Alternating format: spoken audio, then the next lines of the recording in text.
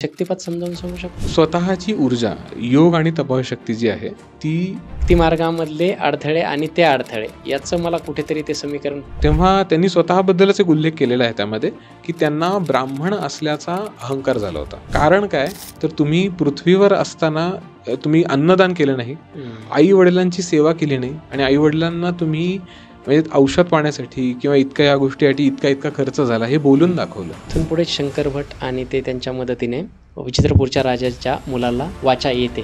16-17 वर्षाचा एक युवक तो असा आकाश मार्गाने आला आणि त्याने असे अलगदच जमिनीवर पाय टेकवले आणि मग त्यानंतर त्याने माझ्या जिभेवरती विभूती ठेवली. शंकर भट पळणीस्वामींकडे जातात आणि त्यावेळेस टाइम ट्रॅव्हल. श्रीपाद स्वामी हे भूत, भविष्य, वर्तमान काळ ह्या सगळ्या गोष्टी जरी जन्मतः तिला 3 स्तन होते आणि याबद्दल मग आकाशवाणी झाली होती. आकाशवाणीमध्ये सांगितलं नरसावधानी त्यांचा मृत्यू झाल्याच्या नंतर पुन्हा त्यांना जिवंत केलं गेलं आणि त्यांना पुढचा जन्म दाखवला गेला. तर नरसावधानींची बायको श्रीपाद स्वामींना म्हणते की तू माझ्या पतीला नाही वाचू शकत का? मग पाप पुण्य ह्या गोष्टी या द्वंद्वामध्येही न अडकता आपण परमानंदाची अनुभूती घेत जर भक्ती करत राहिलो तर अतिशय सोपं जीवन आहे. एखाद्याच्या आज्ञाचक्रावर ठेवला, त्याचं आज्ञाचक्र जागृत झालं, कुंडलिनी जागृत झाली, इतकं सोपं आहे. आता बघा,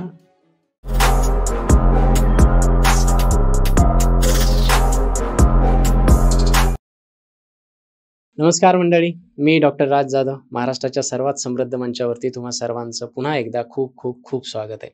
आज पुन्हा एकदा आपल्या राजमंचावरती सिद्धयोगी अभिषेक वैरागी दादा, मी त्यांना आता दादाच बोलणार आहे, कारण काय होतं की मागच्या वेळेस मी त्यांचा उल्लेख गुरुजी वगैरे केला, परंतु तो मलाही आवडत नव्हता. आणि आत्ता जे मी त्यांच्याकडून ऐकतोय ऑफ कॅमेरा ऑन कॅमेरा जे ऐकतोय, जे शिकतोय, त्याच्यामुळे मला त्यांच्याकडे पाहिल्याच्या नंतर ठीक आहे, एक मोठा भाऊ, शिकवणारा, मार्ग दाखवणारा, वाटसरू, अशा पद्धतीची फिलिंग त्यांच्याकडे पाहिल्याच्या नंतर येते. म्हणून इथून पुढे मी त्यांचा उल्लेख दादा. तर पुन्हा एकदा अभिषेक दादा आपल्या मंचावरती आलेले आहेत. 2 पॉडकास्ट, 2 पार्ट, श्रीपाद श्रीवल्लभ ग्रंथाचे जे काही 2 पार्ट आहेत ते रिलीज झालेले आहेत आणि त्याला तुफान असा रिस्पॉन्स येतो. इतक्या लोकांच्या कमेंट्स, इतक्या लोकांचे प्रश्न, आणि मग आम्ही कटिबद्ध झालो की ही सिरीज अशीच पुढे अव्याहतपणे, जोपर्यंत हा ग्रंथाची पूर्णपणे उकल होत नाही तोपर्यंत सुरू राहिली पाहिजे. म्हणून आजचा हा 3रा पार्ट आहे. इंट्रोडक्शन देण्याची कोणालाही गरज नाही. सरळ आपण पॉडकास्टकडे वळूयात, सरळ दादांकडे वळूयात आणि बघूयात आजच्या पॉडकास्टमध्ये आपल्याला काय ऐकायला मिळते ते. नमस्कार दादा. स्वामी शरण. स्वामी शरण. नमस्कार. श्री दत्त गुरु शरण. कसे आहात? खूपच सुंदर. आणि ह्या 2 व्हिडिओजला एवढा चांगला रिस्पॉन्स मिळतोय हे बघून तर खूपच छान वाटतंय. तुम्ही पाहिले ते व्हिडिओ? हो, मलाही छान वाटले ते. मला आपण आपल्या दोघांनाही, मी जेव्हा व्हिडिओ बघत होतो तेव्हा असं वाटत होतं की आपल्या दोघांनाही स्वामींनी कुठलं तरी एक साधन केलं आणि आपल्या मार्फत तेच हे मांडतायत, अशी थोडं फिलिंग आली मला. फारच सुंदर वाटलं. आणि त्या व्हिडिओजमधून एक गोष्ट लक्षात आली की आपली जिम्मेदारी वाढली आता. हो, आता म्हणजे अगदी तुम्ही आहेतच, परंतु मला सुद्धा त्याचा थोडाफार अभ्यास करावा लागतो, मला तो ग्रंथ वाचावा लागतो आणि लोकांना आवडतील असे प्रश्न किंवा खरंच भावतील किंवा मला पडतील पहिले आणि लोकांना आवडतील अशा पद्धतीचे प्रश्न काढणं माझी सुद्धा जिम्मेदारी होती. आपण सुरू करूयात आजच्या ह्याला. मागच्या पॉडकास्टमध्ये आपण इथपर्यंत आलो होतो की श्रीपाद स्वामींचे जे काही वडील आहेत, अप्पलराजू शर्मा, त्यांचा मागचा जन्म विष्णुदत्त, आणि विष्णुदत्तांना दत्तात्रयाने कशा पद्धतीने छान पद्धतीने खेळवलं आणि त्याच्यानंतर दर्शन दिलं, आणि ते पुढची कथा.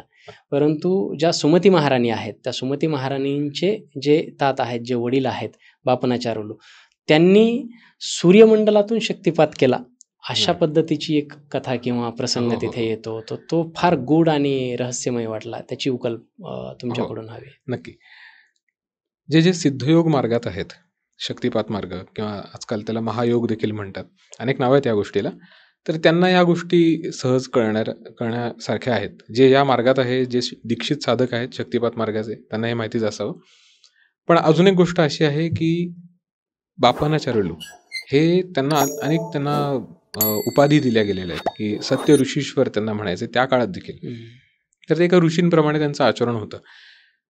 मुख्य म्हणजे काय, शक्तिपात म्हणजे शक्ती, ऊर्जा, पात म्हणजे पडणे किंवा देणे किंवा समर्पित करणे किंवा प्रवाहित करणे असा त्याचा अर्थ होतो. तर हे सर्वसामान्यांचे खेळ नाही आहेत. हे अर्थातच यासाठी त्या लेवलची आपल्यामध्ये योगशक्ती, तपशक्ती असणं गरजेची आहे आणि ती परिपक्व होणं गरजेची आहे. म्हणजे ज्ञान असावं पण त्याचा अहंकार पण नको. थोडक्यात आणि शक्तिपात समजावून सांगू शकतो आपण? हो. तर शक्तिपात म्हणजे काय? तर कुंडलिनी जागरण जे म्हणतो आपण, तर तसंच स्वतःची ऊर्जा, योग आणि तपःशक्ती जी आहे, ती ऊर्ध्व म्हणजे वर सरकवणे, ब्रह्मांडामध्ये नेणे, तिथे ती स्थिर करून तिथून सूर्यमंडल जे प्लॅनेटरी सिस्टम आहे, तिकडून सगळ्यांची स्पंदनं आकर्षित करून पृथ्वीवरील विशिष्ट ठिकाणी ती कॉन्सन्ट्रेट करणं, याला सूर्यमंडलातला शक्तिपात असं म्हणतात. अरे बाप! तर ही प्रक्रिया त्यांना अर्थात ती जमत होती, कारण ते अध्वर्यू देखील होते. म्हणजे अध्वर्यू म्हणजे काय? तर ही गोष्ट माझ्यासाठी देखील नवीन होती. पण अध्वर्यू म्हणजे जे सामवेदाचा पाठ करतात. 4 वेदांमधला एक आहे सामवेद. त्याचा पाठ आणि त्याच्या अनुषंगाने जे कोणी पूजापाठ करतात किंवा काही गोष्टी मांडतात, अभ्यास करतात, यज्ञ करतात, तर त्यांना अध्वर्यू म्हणतात. त्या पद्धतीची त्यांची साधना होती. त्यामुळे त्यांना ह्या सगळ्या गोष्टी करणं शक्य होतं. तर साधारणपणे शक्तिपात अनेक प्रकारचे आहेत. स्पर्शचे आहेत, संकल्पाचे आहेत. पण सूर्यमंडलातलं करणं ही एक खूप मोठी रहस्यमय गोष्ट आहे माझ्यासाठी देखील. अवघड गोष्ट आहे. पण माहितीतल्या गोष्टी जेवढ्या आहेत तेवढ्या मी सांगण्याचा प्रयत्न केला, की सूर्यमंडलात स्वतःची शक्ती सोडणं आणि मग तिथून परत एका ठिकाणी आकर्षित करणं आणि त्या कंपनांना, व्हायब्रेशनला आपण काय म्हणू आपण मोल्ड होणं किंवा मॅच करणं, ही कदाचित प्रक्रिया असावी असं माझं मत आहे. बरोबर. आजकाल कॉमनली शक्तिपाताची दीक्षा, हो. मी फार हा प्रकार ऐकलेला आहे. हो. आणि असे खूप सारे साधू आहेत, संत आहेत, योगी आहेत, साधक आहेत. ते सांगतात की मी शक्तिपाताने आज्ञाचक्र ओपन करून देतो, मी शक्तिपाताने कुंडलिनी शक्ती जागृत करून देतो. मी याच्यापूर्वी, आता हा थोडासा विषय बाजूला जातोय, परंतु उगाच प्रेक्षकांचं थोडंसं एक गैरसमज दूर व्हावेत म्हणून मला या प्रश्नाचं उत्तर हवंय, की म्हणजे फक्त अंगठा एखाद्याच्या आज्ञाचक्रावर ठेवला, त्याचं आज्ञाचक्र जागृत झालं, कुंडलिनी जागृत झाली, इतकं सोपं आहे? कारण फार अवघड क्रिया सांगितलेल्या आहेत योगशास्त्रामध्ये. तर बरोबर. आता बघा, आपण एकदम महत्वाच्या मुद्द्यांवरती येऊ, की हे अवघड आहे, हे मान्य आहे. पण समोरच्या व्यक्तीला सद्गुरू कुठल्या लेवलचे प्राप्त झाले हे पण मॅटर करतं. त्यांना जर अगदीच मोठ्या लेवलचे मोठा संप्रदाय प्राप्त झाला असेल, अगदी जसं मागच्या एक आपण पॉडकास्टमध्ये आपला विषय झाला होता, की सद्गुरू मार्ग कुठून सुरू होत आहे, उगम, तर तशी परंपरा, संत परंपरा लाभली आहे का, आणि त्या साधना तशा पद्धतीने चालू राहिले असतील तर खूपच चांगलं. आणि अर्थात शक्तिपात देणाऱ्या व्यक्तीला कोण ना कोणतरी गुरु पाहिजे, हे फार महत्वाचं आहे. दुसरी गोष्ट, सदैव गुरु पाहिजे.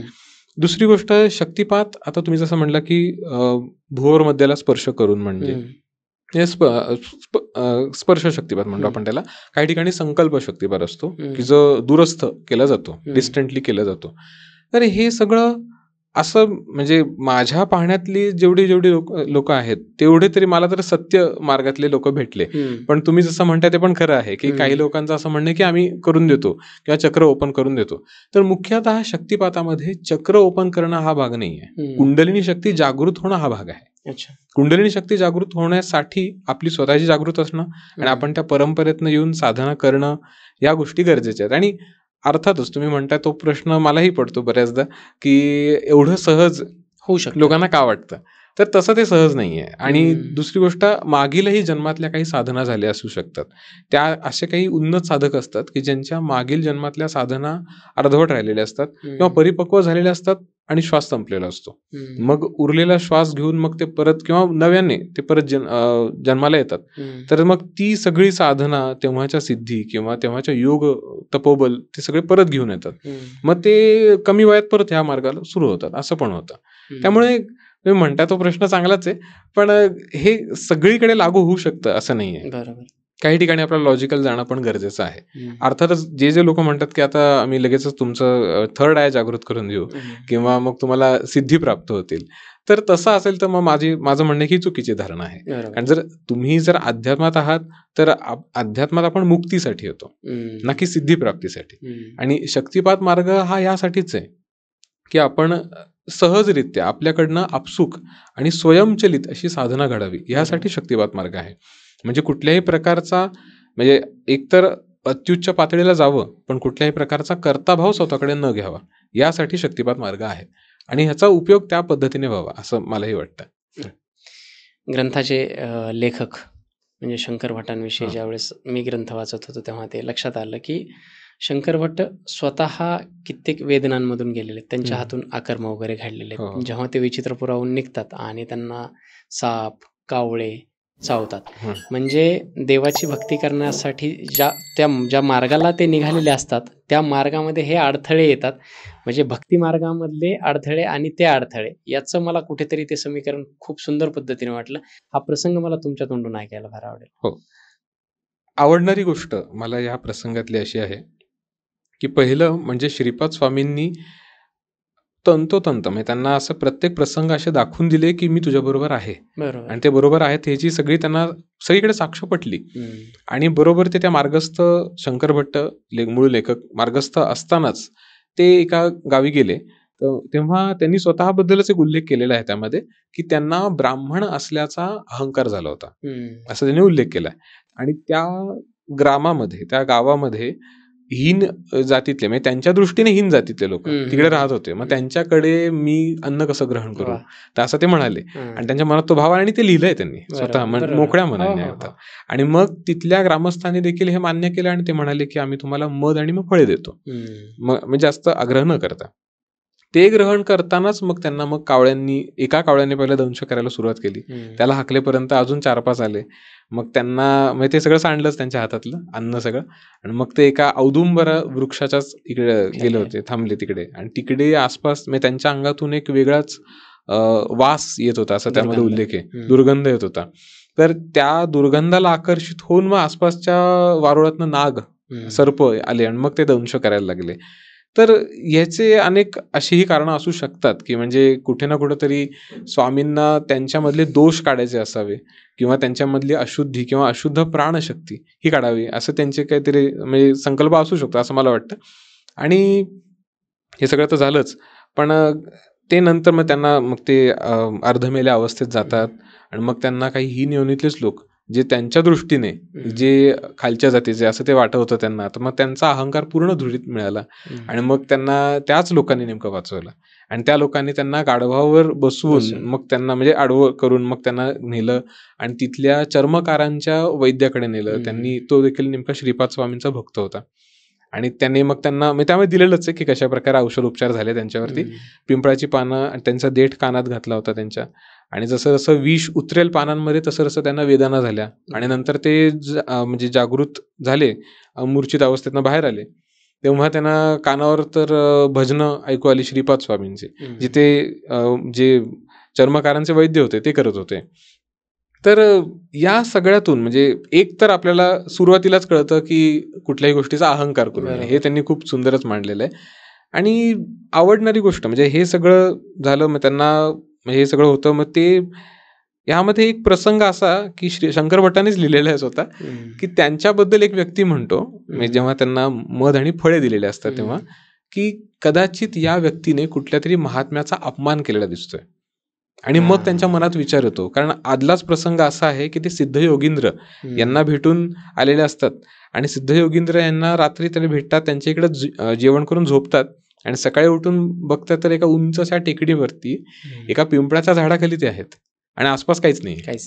तर त्यामुळे त्यांना प्रश्न पडला की हे नक्की काय होतं. तर त्यांनी एक प्रकारे मनात काहीतरी चुकीचा विचार आलेला असू शकतो असं त्यांनी स्वतःवर घेतलं. यातनं ही एक गोष्ट शिकायला मिळते आपल्याला की आपल्याला जर समजा एखाद्या व्यक्तीबद्दल काय माहिती नसेल, म्हणजे ती व्यक्ती आध्यात्मिक पातळी कुठली आहे नाही माहित नाही, आपण कुठल्याही निष्कर्षावर जाऊ नये, आपण जज करू नये, हे एक आपल्याला शिकायला मिळतं. आणि नंतर पुढचा प्रसंग असा आहे की मग ते जे चर्मकारांचे वैद्य होते त्यांनी त्यांना सांगितलं की तुला दंश करणारे कावळे किंवा साप किंवा नाग होते ते मागील जन्मातले पिठिकापुरम मधले महापंडित होते, जे महापंडित आणि वेदघनपाठी होते. यासाठी त्यांचा स्वर्गामध्ये इंद्राने सत्कार केला. आता ही किती महत्वाची गोष्ट आहे बघा माझ्या दृष्टीने. पण मी सगळ्यांनाच म्हणजे कधी माझ्या ह्या बाबतीत विषय झाला तर बोलतोच मी की त्यांनी घनपाठी म्हणून इंद्राने सत्कार केला, पण त्यांना हे सांगितलं की तुम्ही इथे हवा तेवढा काळ राहू शकता, पण तुम्हाला अन्न पाणी मिळणार नाही, तिकडे खायला काही मिळणार नाही. कारण काय तर तुम्ही पृथ्वीवर असताना तुम्ही अन्नदान केलं नाही, आई वडिलांची सेवा केली नाही, आणि आई वडिलांना तुम्ही म्हणजे औषध पाण्यासाठी किंवा इतक्या या गोष्टीसाठी इतका खर्च झाला हे बोलून दाखवलं. त्यात असंही मला वाटतं वर्णन आहे की तुम्ही जर एक कण दिला असता तर तुम्हाला इथं 1000 1000 कणचे कण कण मिळाले भेटले असते. मिळाले अगदी, असते. अगदी बरोबर आहे. किती सुंदर अगदी आहे ते. किती सुंदर आहे. हं. आणि म्हणजे ही म्हणजे आपण आता जे कोण जागृत अवस्थेत वृत्ती. बघतोय या सगळ्यांनाच किती महत्वाची गोष्ट आहे. आणि शिवाय इंद्र म्हणाले की तुम्ही साक्षात दत्त स्वरूप असलेल्या श्रीपाद स्वामींबद्दल अपमान अपशब्द केला. बोलला. हां. तर या गोष्टीचा त्यांना म्हणजे काय म्हणू आपण शिक्षा हं. म्हणून त्यांना सांगितलं की तुम्हाला जी व्यक्ती श्रीपाद स्वामींची अनन्य भक्त झाली आहे हं. त्या व्यक्तीच्या रक्ताचा थेंब तुम्ही जोपर्यंत तुम्हाला लागत नाही तोपर्यंत तुमची सुटका नाही. आणि म्हणजे सुरुवातीच्याच काळात की अर्थात ही लीला सगळी परमात्मा स्वामींचीच लीला सगळी त्यांनी ही लीला धारण करून सुरुवातच झाली होती. हं. आणि शंकर भट्ट त्यांचे अनन्यसाधारण भक्त झालेही होते. ही गोष्ट पण लगेच सिद्ध होते. हं. तर म्हणजे यातनं शिकण्यासारखं खूप काही आहे बरं का. या प्रसंगांमधनं आपल्याला हळूहळू आपण गहन विचार केला तर लक्षात येतं बरोबर. की आपण मी आता जसं मी मगाशी म्हणलं जज करू नये किंवा बाकी अहंकार नको अहंकार किंवा करू नये. हे त्या सगळ्या गोष्टी करू नये. दातृत्वाची वृत्ती. येस दातृत्व ते सगळं पाहिजे आपल्याला. हे फार महत्वाचं आहे. म्हणजे माझ्या दृष्टीने मी ही मतं मांडतो. बरोबर. त्याच्याच अगोदरचा एक प्रसंग आहे. विचित्रपूरच्या राजाच्या मुलाची जी काय वाचा असते तो हो. बोलू शकत नसतो. तो मुका असतो. हो. आणि इथून पुढे शंकर भट आणि ते त्यांच्या मदतीने त्या विचित्रपूरच्या राजाच्या मुलाला वाचा येते. तो बरोबर. सुद्धा खूप सुंदर प्रसंग आहे आणि त्याची कडी इकडे शंकर भट यांच्यासोबतच जुळते. तो बरोबर. काय प्रसंग आहे नेमका? जसं आता आपला हा विषय झाला. आता हे सगळं होऊन मग नंतर मग शंकर भट्ट पुढच्या मार्गाला सरकतात. तेव्हा त्यानंतर मग ते एक उल्लेख येतो की जसं ते मार्गस्थ असताना एका ग्रामात जातात आणि तिकडे ते एका ब्राह्मणाच्या घराच्या द्वारी ते भिक्षा मागायला थांबतात. तर मग तिथून एक माणूस येतो आणि ती बाई त्याच माणसाची बायको आतून येते आणि ती तिच्या नवऱ्याच्या डोक्यात काहीतरी भांडं घालते आणि काहीतरी एक ते वाक्य विसरलं काय म्हणते ती. पण मग त्यांच्यात वाद कदाचित असावे की ते पैसा कमवत नाही माणूस असं याच्यावर. तू पैसा कमवून आण तर मी याला खाऊ घालते असं. तर मग ते दोघं मग पुढे सरकतात आणि त्यानंतर मग ते विचित्रपूरला जे जातात असा तो प्रसंग आहे. मग तो एक तर माहिती आहे आपल्याला त्यामध्ये की बरेचसे त्यांचे संवाद होतात. तिकडचे राज वैद्य का राजर्षी तिकडचे एक जण असतात. त्यांना मुख भाषेवरती अभ्यास करायला सांगितलेला असतो. हा सगळा प्रसंग आहे. पुढे सरकल्यानंतर असं आहे की ते पळणी स्वामींची जेव्हा भेट घेतात. पळणी स्वामींची भेट घेतल्यानंतर त्यांना तिथल्या म्हणजे विचित्रपूर मधलेच जे सैनिक आहेत ते घ्यायला येतात आणि ते म्हणतात आमच्या राजाने तुम्हाला बोलवलंय. त्यासाठी ना त्यांना परत उलटा प्रवास करावा लागतो. ते परत मागे जातात. तर ह्याचं कारण त्यांना कळतं. म्हणजे अर्थात ती आनंदाची बातमी असते की विचित्रपूरचे जे राजा ग्रंथात उल्लेख केल्याप्रमाणे की ते त्यांच्याबद्दलचा मागचा जन्म ते ओळखून होते की त्यांच्या मागच्या जन्मी त्यांचा कशा प्रकारे अपमान झाला होता. ते एक ब्राह्मण होते आणि त्यांचा कसा अपमान झाला होता आणि अपमान करणारे जे लोक होते ते त्यांच्याकडे मंत्री म्हणून आले होते. त्यामुळे ते त्यांना सगळ्यांना त्रास देत होते. असं सगळा हा प्रसंग होता. परतफेड म्हणू आपण एक प्रकारची. तर शंकर भट्ट आणि ते माधव आणि अजून एक जण ते आहेत ते त्यांच्याबरोबरच एक जण गृहस्थ असतात. त्यांना ते सैनिक म्हणतात की आमचे युवराज जे आहे ते मुख्य होते पण ते अचानक मूर्छित पडले तुम्ही गेल्यानंतर. आणि मूर्छित झाल्यानंतर मग आम्ही राजवैद्यांना बोलवायला पाठवलं. राजांनी सांगितल्याप्रमाणे राजवैद्य येईपर्यंत ते जागृत अवस्थेत आले आणि मग त्यांनी स्वतःहूनच ते बोलायलाही लागले. आणि पहिलंच ते बोलले तर ते म्हणजे दिगंबरा श्रीपाद वल्लभ दिगंबरा आणि श्रीपाद राजम शरणम प्रपत्ती कदाचित ह्या दोन्हीपैकी एक कुठला तरी आहे पण कदाचित दिगंबरा. तर हे याबद्दलचा प्रसंग म्हणजे मला एक खूप छान ह्या बाबतीत असं वाटतं की निर्मळ अंतःकरणाची जी लोक असतात की ज्यांना कुठल्या गोष्टीची आशा नाही आहे किंवा अपेक्षा असे खूप गगनाला भिडलेल्या नाही आहेत अशांना श्रीपाद स्वामी अगदी सहज दर्शन देतात. तर त्यापैकी कदाचित तो युवराज असावा. कारण त्याने सांगितल्याप्रमाणे की एक 16-17 वर्षाचा असं त्यामध्ये उल्लेख आहे. 16-17 वर्षाचा एक युवक तो असा आकाश मार्गाने आला आणि त्याने असे अलगदच जमिनीवर पाय टेकवले आणि मग त्यानंतर मग त्याने माझ्या जिभेवरती विभूती ठेवली आणि त्यानंतर मग मला वाचा आली. मग मी बोलू शकलो. तर मग हे शंकर भट्ट त्यांना सांगतात की ते श्रीपाद श्री अजानुबाहू त्यांचे हो अजानुबाहू हात आणि दैदिप्यमान कांतीचे ते श्रीपाद श्री वल्लभ होते. हे शंकर भट्ट मग त्यांना सांगतात नक्कीच की तुम्ही हे नक्की श्रीपाद श्री वल्लभ होते आणि त्यांनी तुम्हाला दर्शन दिलेलं आहे. तर मग छान वाटतं. म्हणजे मलाही हा प्रसंग आवडतो. कारण अर्थात असंच वाटतं की आपणही सगळ्यांचे आपल्या अंतःकरण इतकं शुद्ध राहावं, मन साफ राहावं, मग आपल्या सगळ्यांना दृष्टांत होऊ शकतो तसा. Yes, yes. पुढे जेव्हा शंकर भट पळणीस्वामींकडे जातात, माधव निंबुद्री वगैरे सोबत असतात, हो. आणि त्यावेळेस आणि पुढे ग्रंथात बऱ्याच ठिकाणी मला वाटतं टाइम ट्रॅव्हल, जे Time चित्रपटांमध्ये dilation. सायफाय हा. चित्रपटांमध्ये आपल्याला दिसतं, हा. टाइम डायलेशन, हो. या सगळ्या कन्सेप्ट तिथं Yes. येतात. हो, बरोबर. ते खूप सुंदर प्रसंग आहेत. ते तुमच्या मुखातून ऐकायला खूप आवडेल.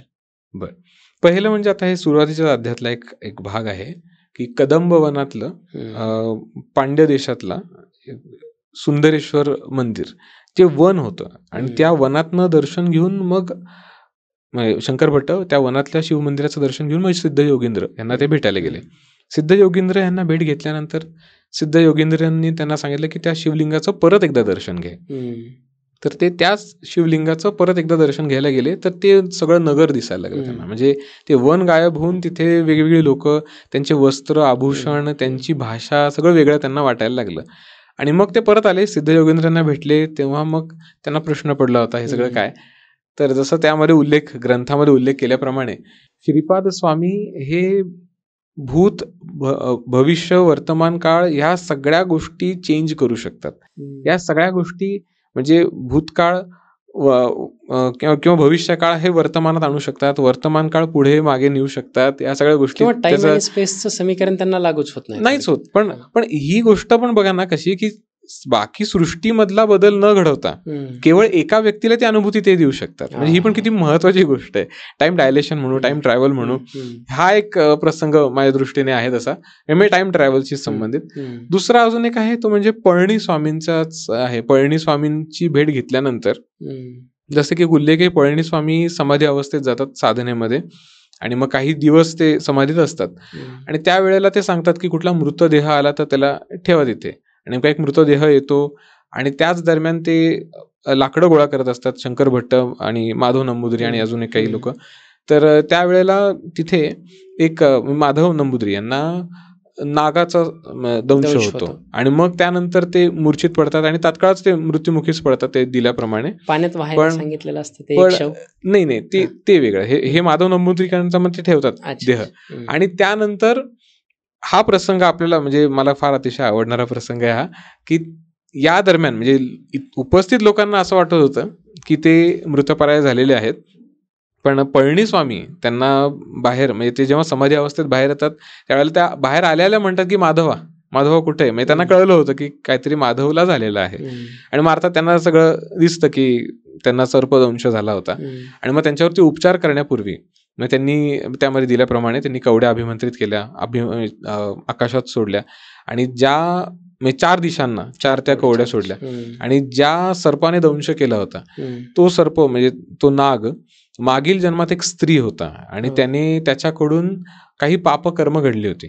तर यामुळे त्यांना ही योनी प्राप्त झाली होती. धर्मराजाने किंवा यमदेवाने त्यांना विचारलं होतं की तुला पहिलं काय भोगायचंय, जे चांगलं आहे जे का वाईट आहे ते भोगायचं.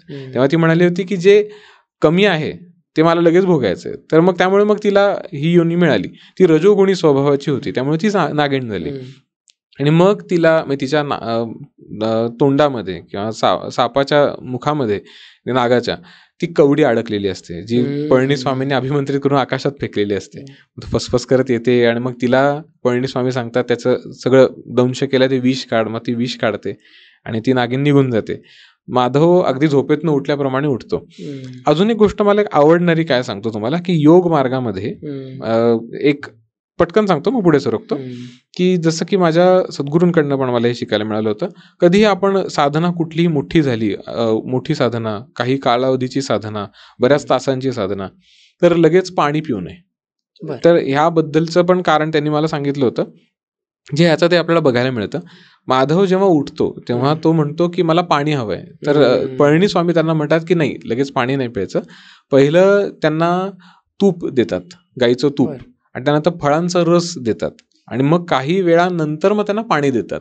तर ह्याचा शरीरावरती अगदी काही विचित्र किंवा विपरीत परिणाम होऊ नये, त्यामुळे लगेच पाणी देत नाही, असं त्याचं कारण आहे. आणि आपली हिलिंग तसं व्हावं शरीराचं पण त्या पद्धतीने. म्हणजे हे खूप छान वाटतं बघायला, ऐकायला देखील. म्हणजे किती शास्त्रोक्त आहे ग्रंथ. आणि हे झाल्यानंतर मग माधव स्वतःचे अनुभव सांगायला सुरुवात करतो. इथे आपण टाइम डायलेशन किंवा टाइम ट्रॅव्हल आपण म्हणू शकतो की ते एकतर ते पहिलं ॲस्ट्रल ट्रॅव्हल आहे, कारण ते ॲस्ट्रल बॉडी त्यांची बाहेर पडते, सूक्ष्मदेह त्यांचा बाहेर पडतो आणि मग ते सूक्ष्मदेहाने बाहेर पडतात. कारण श्रीपाद स्वामींचा असा संकल्प असतो. श्रीपाद स्वामी किंवा आपण जे दत्तात्रय म्हणू त्यांचे सगळे पूर्ण अवतार, अंश अवतार यांची आपल्यावर इतकी कृपा असते बघा. अगदी बघणाऱ्या दर्शकांनाही माझं हे सांगणं आहे की ते समजा आपल्या प्रारब्धात नाहीये त्यांचं दर्शन होणं किंवा त्यांचा अनुग्रह लाभणं आपल्याला प्रारब्धात नाहीये, तर ते कसा मार्ग काढतात तर त्याचा हा एक खूप मोठा दाखला आहे. आणि हे खूप उदाहरण मोठं छान की सदेह त्यांना दर्शन होणार नव्हतं माधव नंबूदरीकरला, पण श्रीपाद स्वामींनी त्याला सूक्ष्मदेहाने आणलं आणि सूक्ष्मदेहाने साधं नाही तर अगदी दिव्य दर्शन झालं. मग कुरवपूरलाच त्या सूक्ष्मदेह जातो, श्रीपाद स्वामी तिथे बसलेले असतात आणि इतर लोक तिकडे आलेले असतात, सत्संग झालेला असतो. तर तो माधव सूक्ष्मदेहाचा असल्या कारणाने बाकीच्यांना कोणाला दिसत नव्हता, पण परमात्मा श्रीपाद स्वामींना दिसत होता. परमात्मा श्रीपाद स्वामी त्याला म्हणतात की तिकडे जा आणि तिकडनं आतमध्ये खाली पाण्याच्या एका ठिकाणी ते बिळ तिकडनं आतमध्ये जायला सांगतो. मला तो शब्द आठवत नाही, पण तिथून जायला सांगतो आणि मग तो खाली सरकतो, तिकडनं जातो, तो जातो पाताळात, पाताळा मार्गामधल्या नागलोकात, पाताळातल्या नागलोकामध्ये जातो. मग तिकडे हजार हजार फण्यांचे नाग तिकडे असतात.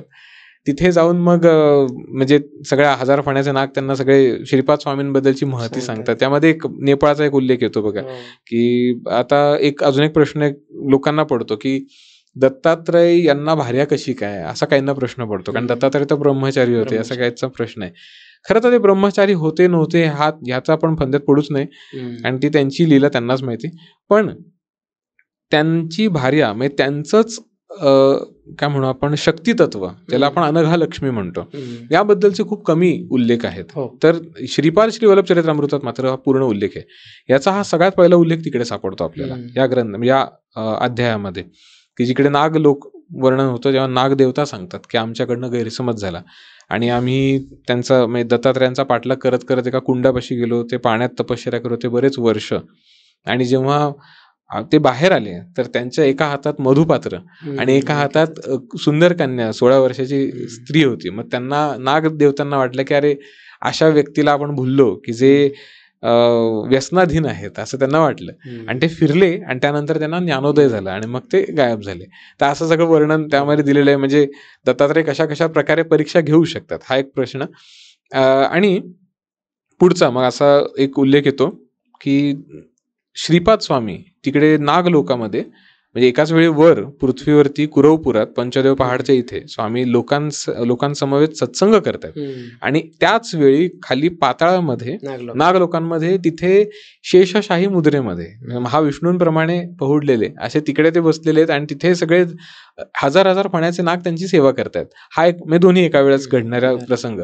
माधव जेव्हा हे बघतो तेव्हा श्रीपाद स्वामी त्याला सांगतात, श्रीपाद स्वामीच सांगतात कदाचित असं वर्णन आहे. ते म्हणतात की हे नाग जे आहेत ज्यांच्याशी तू संवाद साधला तर येणाऱ्या युगात हे अवतरित होणार आहेत आणि म्हणजे वेगवेगळ्या लीला धारण करणार आहेत, दिव्या लीला धारण करणार आहेत. त्यातले 2 उल्लेख तर मला लक्षात आलेले आहेत. एक म्हणजे ज्योती रामलिंगेश्वर स्वामी, ज्यांचं आजही साऊथमध्ये मंदिर आहे, त्यांच्याबद्दलचे श्रीपाद श्रीवल्लभ चरित्रामृतात हे उल्लेख आहेच की ते ज्योती रूपाने अवतरित झाले आणि त्यांनी सगळं देवकार्य करून परत ज्योतिरूपानेच ते विलीन झाले आणि तिकडे ते स्वयंभू शिवलिंग आहे. आणि दुसरं म्हणजे सदाशिव ब्रह्मेंद्र यांचा एक उल्लेख येतो. म्हणजे श्रीपाद श्रीवल्लभ चरित्रामृतात तर आहेच आहे, पण मी थोडीशी त्यांच्याबद्दलची माहिती सांगू इच्छितो, म्हणजे दर्शकांना कदाचित माहीत नसावं. तर क्रियायोग मधले एक उच्च साधक जे आहेत त्यांना सगळ्यांना यांच्याबद्दलच्या लीला माहीत असाव्या. एक कुटुंब, असे 2 कुटुंब होते की ते एकदम सात्विक आणि ते राम भक्त असे 2 कुटुंब होते. त्यांना मुलगा मुलगी दोघांनाही दोन्ही कुटुंब एकमेकांचे असे ओळखीचे आणि समीप असे कुटुंब होते. त्यांना एक मुलगा एक मुलगी झाली, दोघेही सात्विक प्रवृत्तीचे.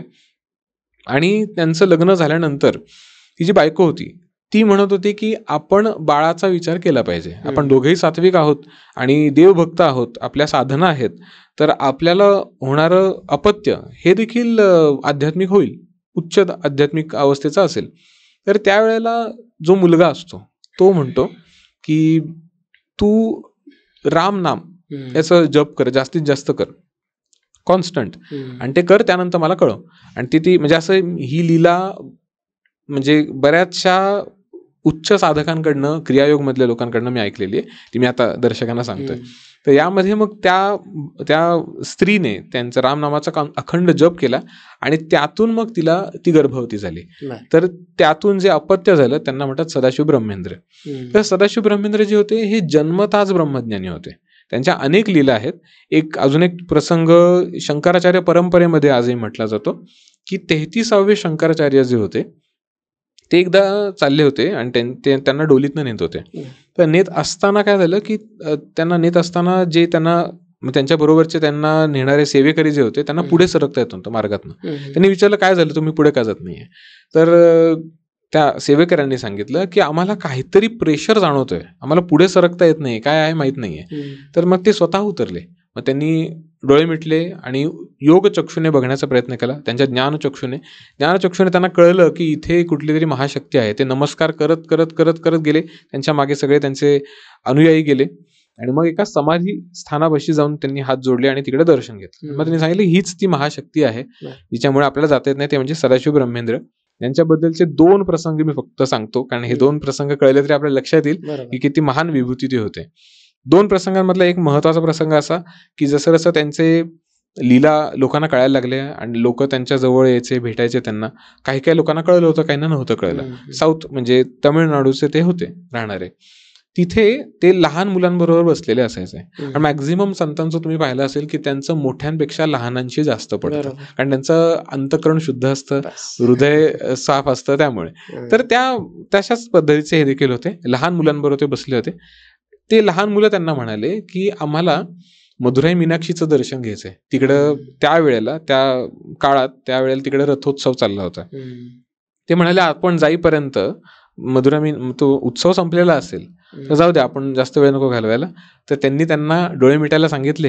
डोळे उघडले, ती सगळी मुलं मदुराई मीनाक्षीला होते आणि हे त्यांनी घडवून आणलं. सगळं दर्शन घेऊन मग ते परत घरी आले. लहान मुलांनी आपापल्या पालकांना सांगितलं. त्या पालकांनी मान्य केलं की अर्थातच सदाशिव ब्रह्मेंद्र हे उच्च विभूती आहेत. पण तिथे एक नास्तिक माणूस होता. त्या माणसाला देखील तो म्हणाला की मी जोपर्यंत अनुभवत नाही तोपर्यंत मी ते मान्य करणार नाही. सदाशिव ब्रह्मेंद्र यांनी त्यांच्या पण डोक्यावर हात ठेवला आणि त्यांना देखील मग ती अनुभूती आली. ते 2 दिवस गावात कोणालाही दिसला नाही तो माणूस, नास्तिक माणूस. तर दर्शन घेऊन तो स्वतः चालत आला आणि मग त्याने पाय पकडले त्यांचे. हा एक प्रसंग आहे. दुसरा प्रसंग हा ज्यांनी ऑटोबायोग्राफी ऑफ अ योगी किंवा ज्याला योगी कथामृत जे एक प्रसिद्ध ग्रंथ आहे त्यामध्ये एक उल्लेख येतो की सदाशिव ब्रह्मेंद्र हे विदेही संत, ते त्यांना देहा अभिमान नव्हता कुठला. ते आपले असे चालू होते दिगंबर अवस्थेमध्ये. तिकडे एक नवाब त्याच्या राण्यांबरोबर बसला होता आणि ते समक्ष जात असताना मग त्या नवाबला राग आला की हा कोण माणूस आहे आणि दिगंबर अवस्थेत माझ्या समोरून जातोय, इकडे स्त्रिया पण बसलेल्या आहेत. तर मग नवाबचाच माणूस जो होता त्यांना नवाब सांगतो की त्याला पकडून आणा. सदाशिव ब्रह्मेंद्र यांना पकडून आणतात. नवाबचाच माणूस म्हणतो की ते एक उच्च आध्यात्मिक विभूती आहेत, ते विदेही संत आहेत, त्यामुळे त्यांना हे काही कळत नाही, देहाभिमान त्यांना नाही, त्यांना ह्या सगळ्या गोष्टीची जाणीव नाही. ते स्माईल करत समाधी अवस्थेमध्ये असायचे. तर तो नवाब म्हणतो की मग असं आहे तर मग मी त्याचा हात कापतो. मग त्याचा हात कापतात आणि म्हणतात की त्याला आता कळेल की दुखणं काय, देह म्हणजे काय. तरी ते म्हणजे त्यांच्या चेहऱ्यावर काही भाव बदलत नाहीत, स्माईल करत ते निघून जातात. मग त्या नवाबला देखील कळतं की अरे हे उच्च आध्यात्मिक विभूती आहेत. मग तो त्यांना शरण जातो, पाया पडतो आणि त्यानंतर जो हात कापलेला आहे तो त्यांना दाखवतो. ते तो हात बघतात, घेतात आणि परत लावतात. अशा प्रकारे तो परत जागच्या जागी हील पण होऊन जातो. हा अनुभव म्हणजे ग्रंथात देखील आहेच, श्रीपाद श्रीवल्लभ चरितामृतात नाही दिलेला आहे, पण मला असं सांगावंसा वाटला की किती म्हणजे आपल्या पहिल्याच पॉडकास्टला मी म्हणालो होतो बघा की हा सद्ग्रंथ किंवा हा महाग्रंथ यासाठी विशेष आहे की ह्याच्यामध्ये भक्तिमय वातावरण तर असं प्रत्येक लीला स्मरण करताना निर्माण होतच, प्लस भविष्य कथन पण आहे की घडणाऱ्या गोष्टी, घडणारे विभूती, कोण कोण कुठला अवतार धारण करणार आहे या गोष्टीचाही उल्लेख आहे. त्यामुळे हा एक टाइम ट्रॅव्हलचा भाग मी समजतो. या व्यतिरिक्त अजून एक उल्लेख आहे बघा की श्रीपाद स्वामी हे श्रीपाद श्रीवल्लभ अवतार धारण करण्यापूर्वी 100 ते 108 वर्ष आधी ते अवतरित झाले होते आणि सदेह दर्शन दिलं बऱ्याच जणांना. एक तर ठळक उल्लेख आहे की गोरक्षनाथ यांना त्यांनी दर्शन दिलं आणि ज्ञानेश्वर नावाच्या योग्याला त्यांनी खेचरी मुद्रेमध्ये दर्शन दिलं. खेचरी मुद्रा अवस्थेमध्ये ज्ञानेश्वर म्हणजे आपले ज्ञानेश्वर माऊली त्यांना. आणि आता बघा तुम्ही पण विचार करा की ज्ञानेश्वर माऊली यांचा 1200 समाधी घेतली बरोबर, म्हणजे त्या काळात ते होते आणि श्रीपाद श्रीवल्लभ हे 1320 ते अवतरित झाले. म्हणजे अर्थातच ते 100 वर्ष आधी ज्ञानेश्वर माऊलींनाच ते भेटले होते. मग इथे हा टाइम ट्रॅव्हलचा एक पार्ट आपल्याला सापडतो. असं टाइम ट्रॅव्हलच्या बऱ्याचशा गोष्टी आहेत, आता आठवणाऱ्या मला तर एवढ्या आठवत आहेत, पण बऱ्याच आहे. म्हणजे हे मला आवडलेली एक गोष्ट आहे. आणि अजून एक गोष्ट म्हणजे आता मगाशी आपला टाइम ट्रॅव्हलचा पार्ट आपला पूर्ण झालेला आहे, पण मगाशी आपला सुरुवात मी जी केली होती कदंब वनातील पांड्य देशातील जे शिवलिंग की जे सुंदरेश्वर जे आहे त्याबद्दल पण त्यामध्ये उल्लेख आहे. मीनाक्षी सुंदरेश्वर, त्याबद्दलचा पण एक उल्लेख महाराष्ट्रातल्या जनतेला माहीत असावा म्हणून मी जस्ट सांगतो की यामध्ये उल्लेख केलेला जो काही पार्ट आहे तर त्यामध्ये बऱ्याचशा लोकांना हे लक्षात येत नाही की सुंदरेश्वर म्हणजे महादेव आहे किंवा मीनाक्षी ही देवी आहे साऊथ मधली. जे जाऊन आले त्यांना तर माहितच असेल, पण तिच्या संबंधित पण एक विस्मयकारक छोटीशी कथा आहे की त्यामध्ये दिलेलंच आहे की कुलशेखर पांड्या जो होता त्याला धनंजय नावाच्या एका ग्रंथस्थ उल्लेखानुसार धनंजय नावाच्या एका व्यापाऱ्याने सांगितलं कुलशेखर पांड्या या राजाला की तिकडे एक शिवलिंग आहे, शिव मंदिर आहे. मग त्याने त्याचा जीर्णोद्धार केला आणि कुलशेखर पांड्या हा ईश्वर भक्त होताच. त्याचा मुलगा मलयध्वज हा देखील पित्याप्रमाणे ईश्वर भक्त होता. त्याने पुत्र कामेष्ठी यज्ञ केला, हे ग्रंथामध्ये उल्लेख आहे. त्यामध्ये त्यावेळेला 3 वर्षाची एक सुंदर स्त्री, एक सुंदर मुलगी त्यामधून उत्पन्न झाली, यज्ञामधून आली, यज्ञकुंडातून. आणि मग काही कालावधीनंतर तिचा विवाह सुंदरेश्वर बरोबर लावून दिला. आणि त्यावेळेला हे कन्यादान करायला साक्षात विष्णू आले, म्हणजे साक्षात महाविष्णूंनी त्यांचं कन्यादान केलं. याबद्दलचा एक अजून एक उल्लेख आहे की ती जी कन्या होती जिला नंतर मीनाक्षी हे नाव पडलं, तरी जन्मतः तिला 3 स्तन होते, 2 नव्हते, 3 होते. आणि याबद्दल मग आकाशवाणी झाली होती. आकाशवाणीमध्ये सांगितलं असं गेलं होतं की ही जी आपण दिव्य जी मुलगी आहे किंवा दिव्य हे अपत्य तुला प्राप्त झालेलं आहे, ही एक म्हणजे एक अवतारीच आहे, अवतारी स्त्री आहे किंवा अवतारी मुलगी आहे. भविष्यात जेव्हा हिचा कोणी जीवनसाथी भेटेल तर तो भेटल्यानंतर मग तिला 2 स्तन राहतील असं त्यामध्ये उल्लेख आहे. आणि हे तसंच्या तसं साऊथमध्ये ही कथा एकदम प्रचलित आहे. आणि जसं मग ती एकदम म्हणजे बलशाली होती आणि ती कर्तृत्ववान होती. तिने अनेक युद्ध लढले होते. युद्ध लढत ती साऊथवरनं अशी वर उत्तर भारतात गेली होती. त्यावेळेला तिला महादेवाचं दर्शन झालं होतं आणि महादेवाचं दर्शन होताच मग तिला लक्षात आलं, तिला पूर्वस्मृती जागृत झाल्या की ती स्वतःच पार्वती आहे. त्यानंतर मग त्यांचा हा विवाह झाला. म्हणजे ही कथा देखील मला खूप छान वाटते. आणि मी असं ऐकले साऊथमध्ये मी जेव्हा गेलोय त्यामध्ये मला आठवते की ही कथा ह्या कथेचा एक पार्ट आहे, त्याचं अध्ययन करायला सांगतात. ज्या मुलींचं लग्न होत नाही त्यांना ही कथा श्रवण करायला सांगतात असं म्हणतात. तर म्हणजे मी जस्ट एक उल्लेख केला. झालं.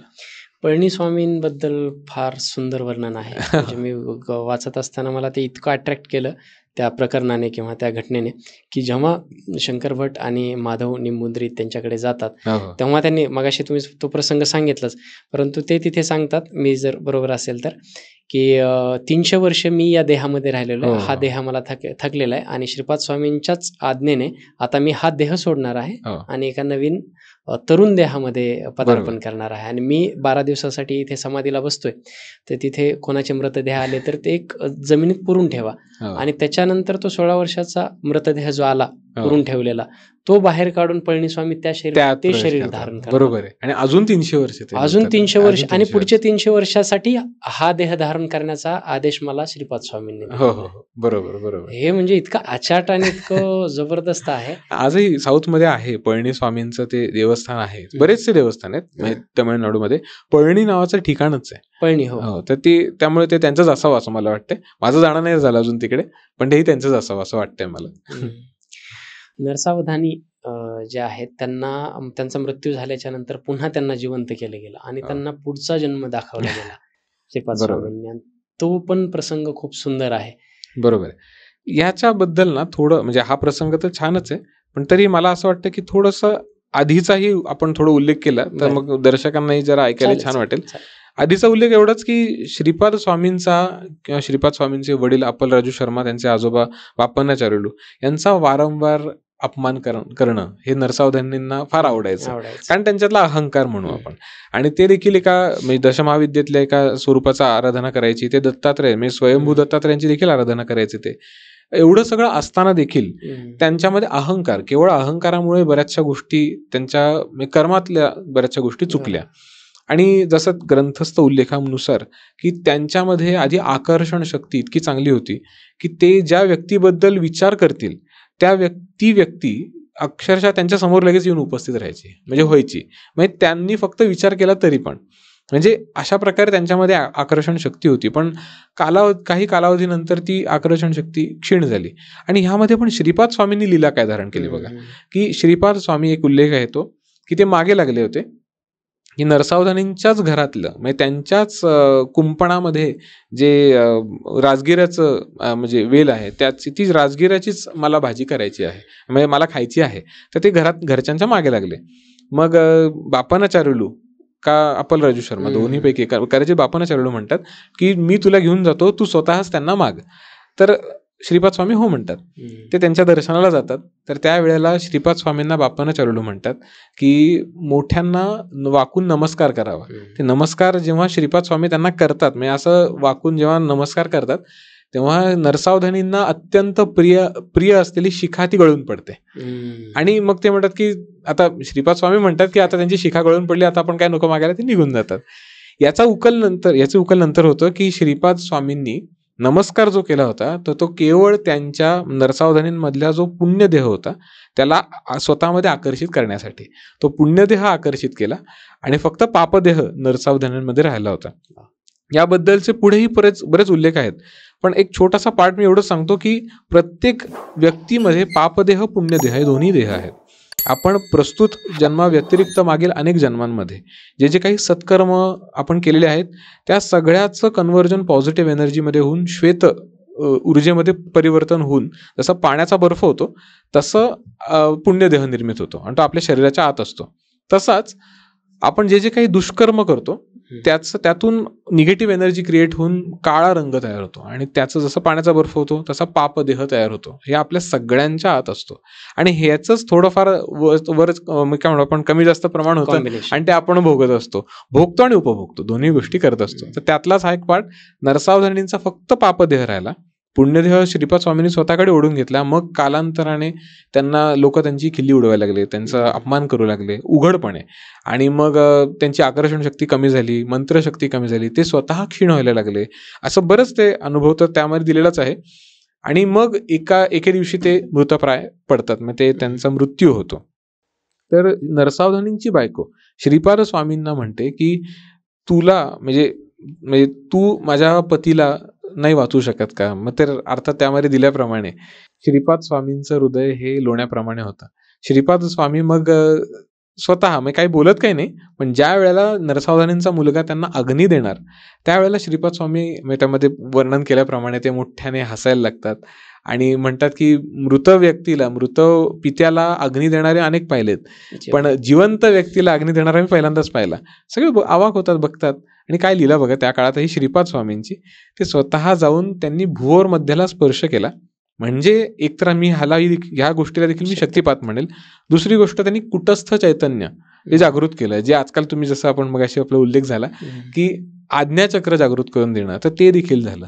आणि हे कसं आपण ओळखू, तर त्यामध्ये ग्रंथामध्ये दिल्याप्रमाणे त्यांना त्या क्षणातच त्यांना हे स्पष्ट पुढच्या गोष्टी दिसायला लागल्या. त्याचा सूक्ष्मदेह जागृत होऊन त्यांना भविष्यात घडणाऱ्या गोष्टी दिसल्या.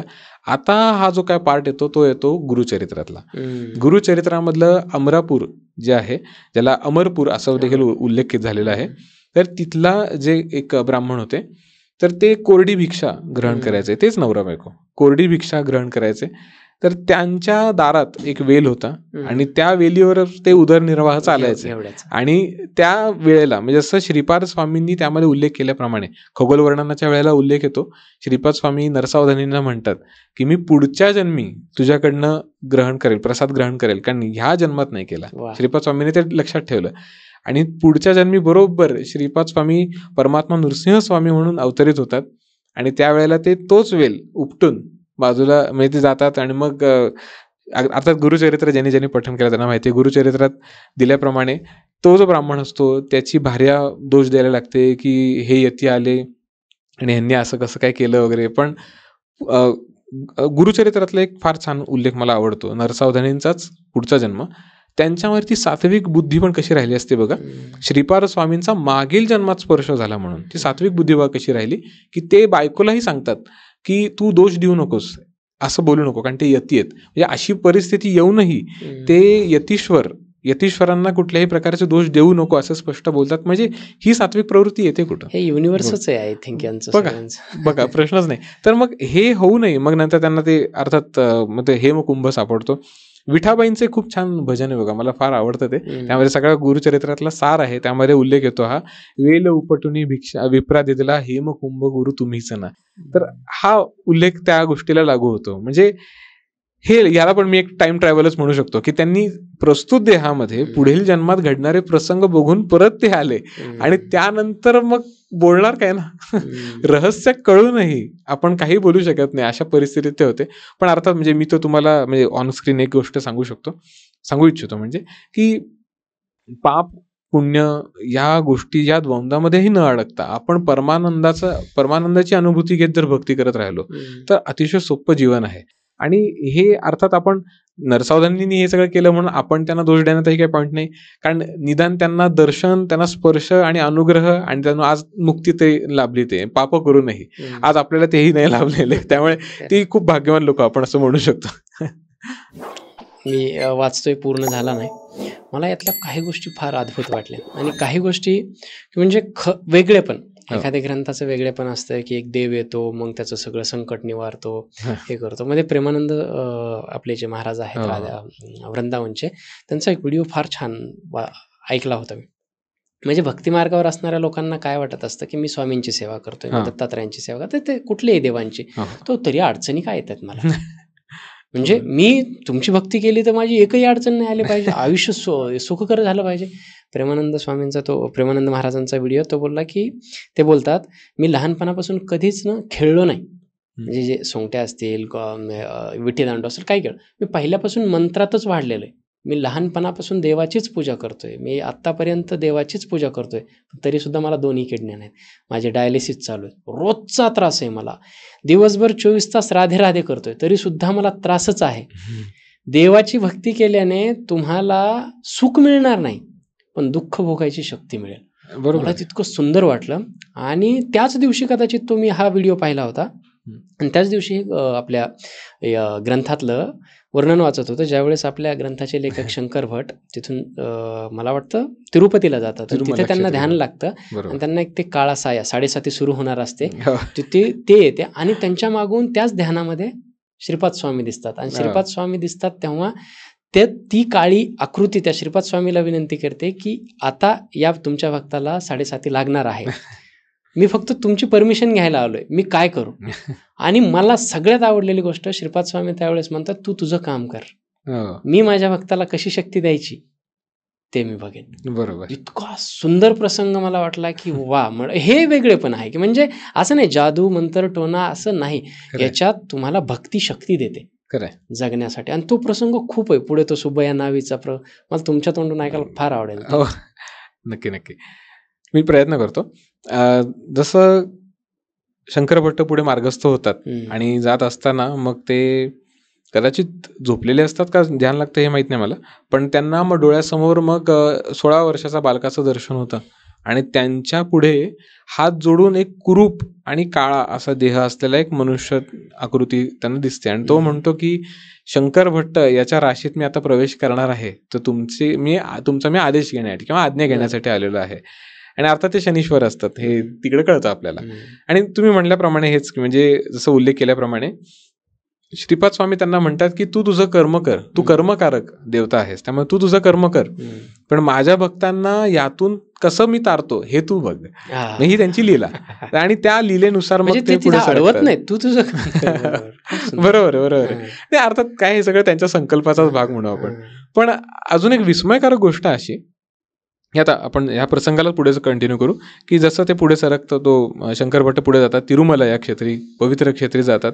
तिथे गेल्यानंतर एक आवडणारी गोष्ट मला अशी आहे की जसं की आता त्यामध्ये उल्लेख केलेला आहे की सुभया नावी समजून त्यांना तिकडं कैद करतात आणि मग ते लोक मग तिकडे काय तांत्रिकाला बोलवतात. म्हणजे त्यांचा गैरसमज होतो तिकडे, त्यांना सांगणारे लोक बरेच असतात आणि ते म्हणतात की सुभयाला भूतबाधा झालेली आहे. मग तो जसं शंकर भट्ट म्हणतात की नाही मी कर्नाटकी ब्राह्मण आहे, स्मार्त ब्राह्मणे करायचे ते म्हणतात. तर तेव्हा ते म्हणतात की नाही त्याला ब्राह्मण भूताने बाधा केलेली आहे. मग त्यांना तांत्रिक बोलून मग तो तांत्रिक नाना विचित्र क्रिया करायला लागतो. अनेक गोष्टी, अनेक पैसे त्यांचे खर्च होतात.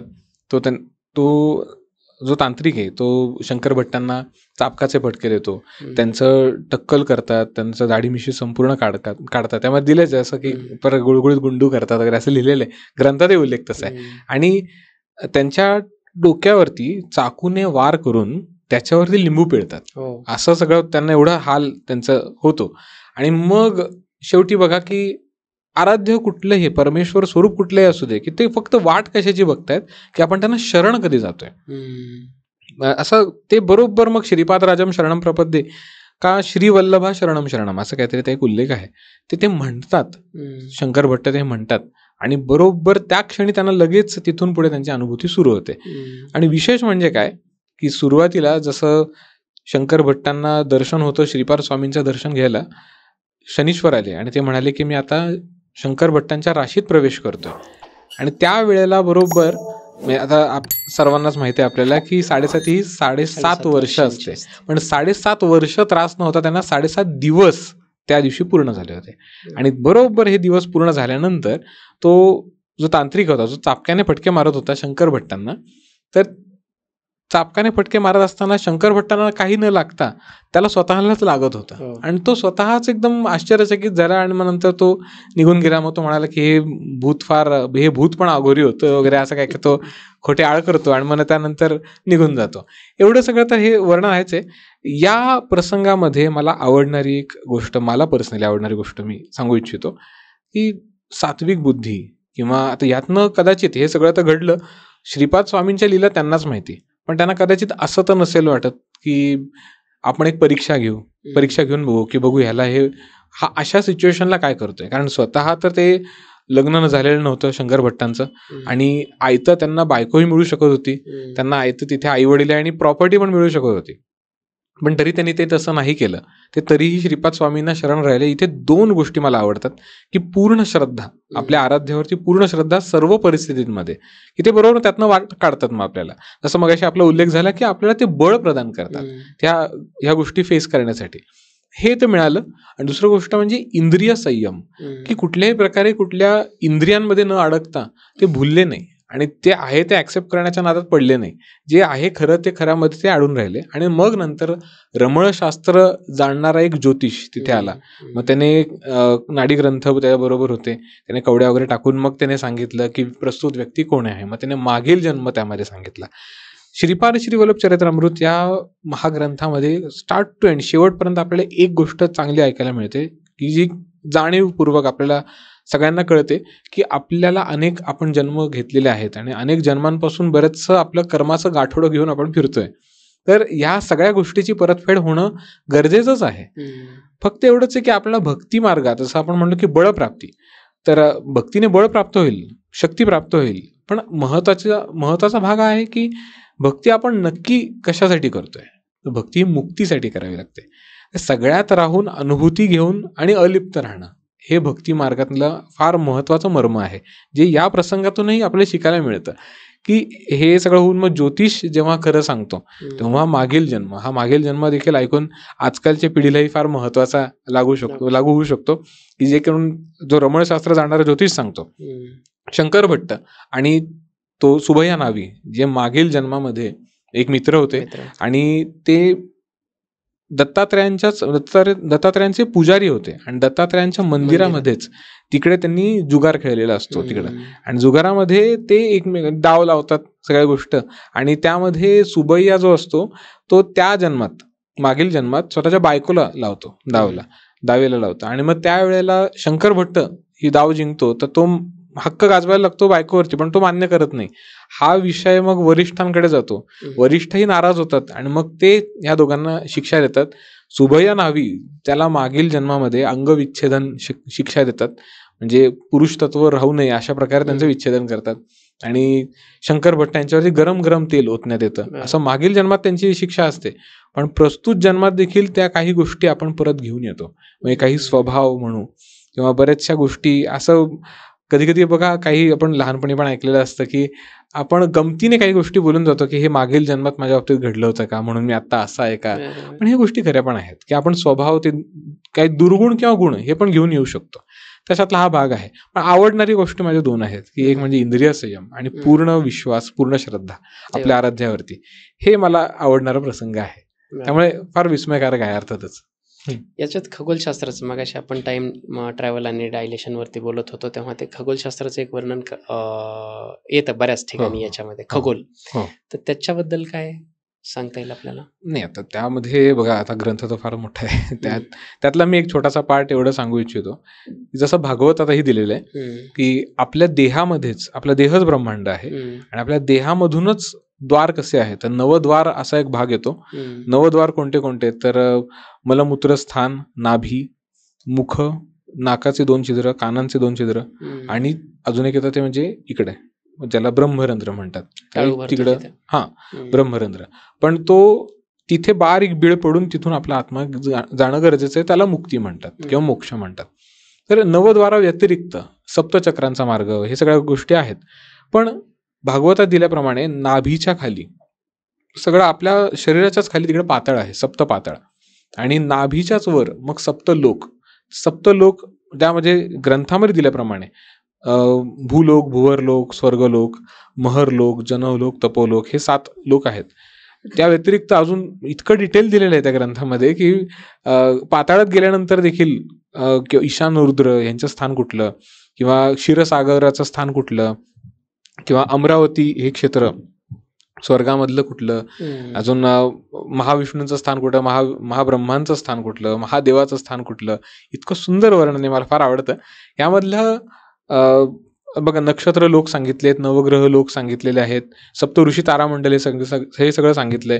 हे मला आवडतं का, तर एक उल्लेख यामध्ये येतो, वराह अवतार. प्रजापतीने वराह अवतार धारण केला आणि मग जसं सृष्टी निर्मिती होण्यापूर्वी सगळं जलमय होतं आणि मग त्यांना पुष्कर पर्णाचं दर्शन झालं आणि मग त्यामध्ये त्यांनी प्रजापतीने वराह अवतारात बुडी मारली, त्यामध्ये उडी मारली बुडी, आणि मग पृथ्वीचे त्यांच्या धारधार सुळ्याने 2 भाग केले. एक म्हणजे भूमी आणि महाभूमी, असा त्यामध्ये उल्लेख येतो. तर बऱ्याच जणांना कॉमनली हा प्रश्न पडतो की पृथ्वीवरच समुद्र आहे, पृथ्वीवरच सागर आहे, आणि मग त्याच्या सागराच्या आत पृथ्वी कशी काय अडली, म्हणजे कशी काय गेली. तर हेच मला फार, म्हणजे या अध्यायात मला हे फार आवडतं, सांगावं असं वाटतं सगळ्यांनाच, की त्यामध्ये ब्रह्मांड सागर नावाचा एक प्रकार आहे, ज्यालाच पुष्कर पर्ण पण आता म्हटलं गेलेलं आहे. आणि आता रिसेंटली महाअवतार नृसिंह हा देखील मूवी आला, त्यामध्ये देखील दाखवलेलं आहे. तर सगळ्या दर्शकांनी देखील गुगल सर्च केलं तर तुम्हाला एक गोष्ट लक्षात येईल की ब्रह्मांडामध्ये आजही पाण्याचं अस्तित्व आहे. हे देखील आहे, ब्रह्मांडात बऱ्याच ठिकाणी पाण्याचं अस्तित्व आहे आणि त्या ठिकाणी पृथ्वीला लपवलं गेलं होतं, आणि हे आता प्रूव्ह झालं. आता रिसेंटलीच काही वर्षांपूर्वी प्रूव्ह झालं हे, आणि हे वराह पुराणात खूप आधीच देऊन ठेवलेलं आहे. त्यामुळे मला ह्या खगोल वर्णनाचा हा शेवटचा भाग मला फार जास्त आवडतो, की हा प्रूव्ह करतो की वराह अवतार होता आणि हा घडलेला आहे. ह्या गोष्टी यामध्ये परफेक्टली प्रूव्ह होतात आणि आता त्याचे दाखले मिळायला लागले. खगोल वर्णनामध्ये फार छान विस्मयकारक गोष्टी आहेत, पण हा भाग मला जास्त आवडतो. हे सगळंच आवडण्यासारखं आहे, सगळंच विस्मयकारक आहे आणि सगळंच अगदी म्हणजे रोमांचकारी आहे आणि थांबायचंच नाही आपल्याला, फक्त आपण पॉजेस घेतोय थोडे थोडे. म्हणून मला वाटतं की आजच्या पुरता आपण थांबूयात, हा 3रा पार्ट इथे थांबूयात आणि इथून पुढे उर्वरित जी काही चर्चा आहे आपण ते 4थ्या पार्टमध्ये करूयात. सांगा तुम्हाला कसं वाटतंय, तुमचे कमेंट्स, तुमचे अनुभव आम्हाला कमेंटच्या माध्यमातून जर कळले तर आपण त्याच्यामध्ये आणखीन काही सुधारणा करू शकतो. तुमचे प्रश्न जसे आत्तापर्यंत जे आलेले ते आपण घेणारच आहोत, तसे ते तुमचे प्रश्न देखील घेऊयात आणि पुन्हा एक भाग आपण रिलीज करत जाऊयात. त्यामुळे तुम्ही सगळे, महत्त्वाचं काय आहे की आम्ही हे सगळं जे काही करतोय त्याला तुमचा किती पाठिंबा आहे किंवा हे सगळं तुम्हाला किती आवडतं हे पाहणं फार गरजेचं असतं. त्याच्यामुळे लाईक करा, शेअर करत जा, कमेंट करा आणि सबस्क्राईब करायला विसरू नका, कारण तुमचं एक सबस्क्राईब आम्हाला फार बळ देतं असेच नवनवीन व्हिडिओज किंवा अशा पद्धतीचे अद्भुत अशा पद्धतीचे पॉडकास्ट करण्यासाठी. त्याच्यामुळे सबस्क्राईब करत राहा. नमस्कार. जय स्वामी अनघा शरण. दत्तात्रय. जय अनघा दत्तात्रय.